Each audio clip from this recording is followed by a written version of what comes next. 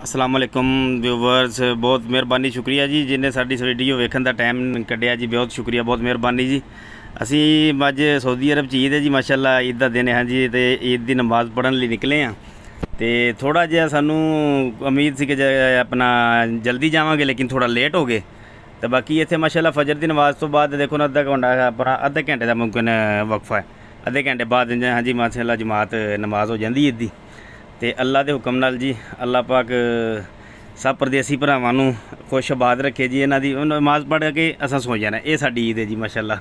लेकिन अलहमदुलिल्लाह चलो अल्लाह का शुक्र है, फिर भी असीं लो जी लगदा असीं जमात दे नाल माशाअल्लाह मिल गए हैं। बिल्कुल बिल्कुल अलहमदुलिल्लाह अलहमदुलिल्लाह जी, अल्लाह का शुक्र है। तो बाई जी चैनल नूं सबसक्राइब कर दिओ ते बैल आइकन नूं प्रेस कर दिओ। तुहाडे तावन दा बहुत शुक्रिया, बहुत मेहरबानी। सब परदेसी भरावां नूं ईद मुबारक। बाकियां नूं कल देंगे जी ईद मुबारक। हाँ जी अज दा साडा व्लॉग अज ये साडे परदेसियां नूं साडे नाल दियां नूं सब नूं ईद मुबारक है जी माशाअल्लाह।